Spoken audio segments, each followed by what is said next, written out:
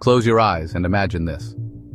The shimmering sands of the Egyptian desert stretch endlessly, framing the awe-inspiring pyramids that pierce the blue sky.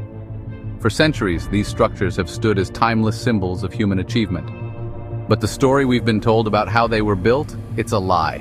Forget the Hollywood version of whip-wielding overseers and chains. Instead, picture skilled artisans, proud workers, and a meticulously organized society.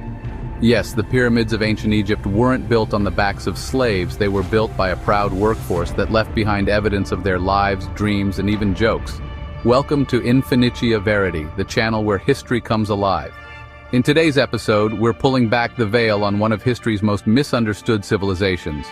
What if the truth about ancient Egypt wasn't about oppression, but collaboration? Stick around to discover the shocking, evidence-backed truth about the people who built one of the world's greatest wonders.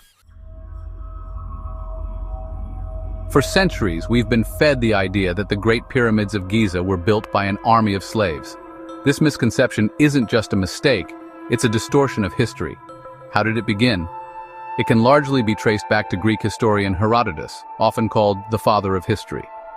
Writing centuries after the pyramids were constructed, Herodotus claimed they were built by slaves. His words stuck, reinforced by later media portrayals, like the Bible's account of Israelites enslaved in Egypt and modern Hollywood movies.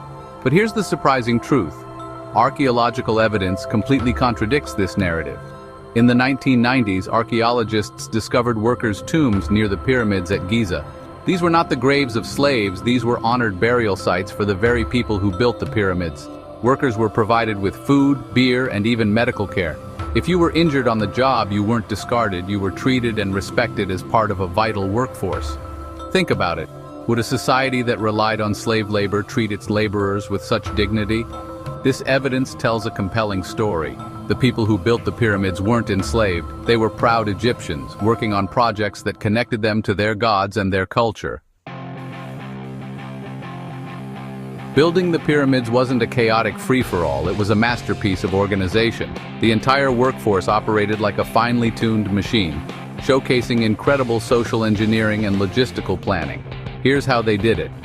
The workforce was divided into crews of 2,000 workers, further split into smaller teams of 20 to 40 people. Each team had a specific role, from stone cutting to transportation. Teams even had names. Graffiti left by workers on the stones reveals their camaraderie and pride. For instance, one group called themselves the Friends of Khufu and another the Drunkards of Menkaure. This wasn't drudgery, it was a collective effort imbued with humor and identity. Perhaps the most surprising aspect is how efficiently these teams worked.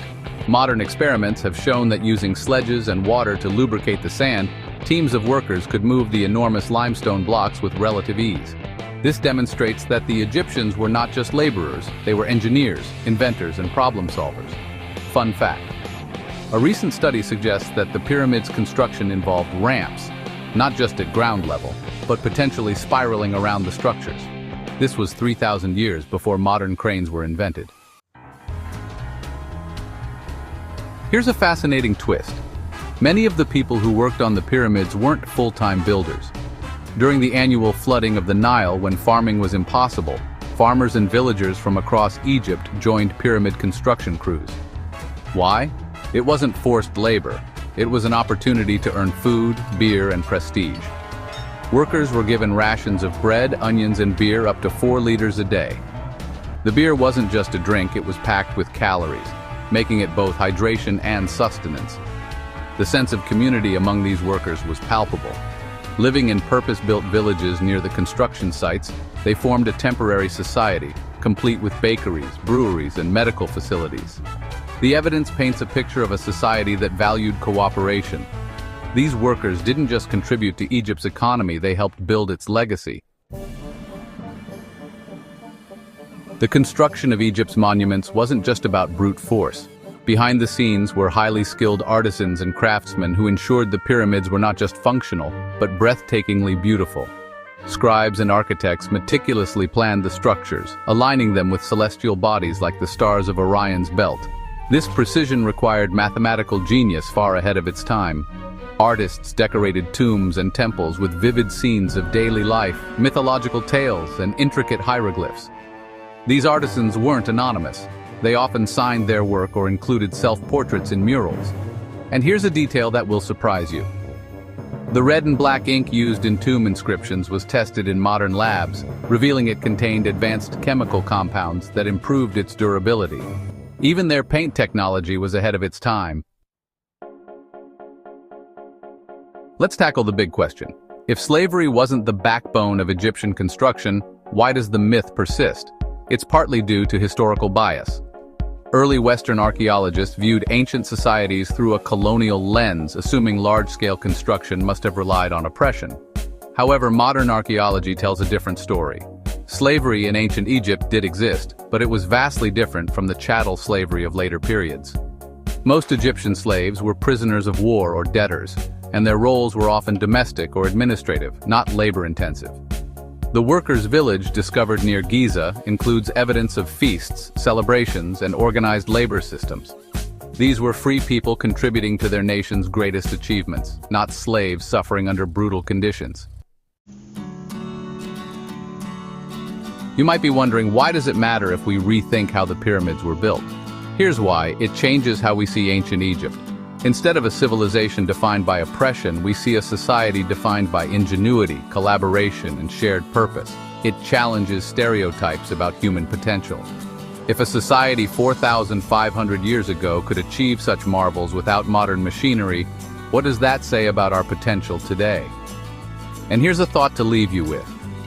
The people who built the pyramids were not faceless slaves. They were individuals, each with a story, a family, and a sense of pride. When you look at the pyramids, you're not just seeing stone, you're seeing the legacy of human effort and creativity.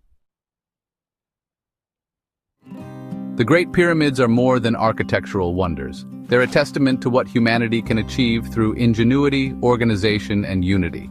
The myth of slave-built pyramids diminishes the incredible achievements of ancient Egypt and the people who made it all possible. What other myths about history do you think deserve to be debunked? Let us know in the comments below. Don't forget to like, share, and subscribe to Infinitia Verity for more deep dives into the hidden truths of our past. Together, let's uncover the stories that make us rethink everything we thought we knew.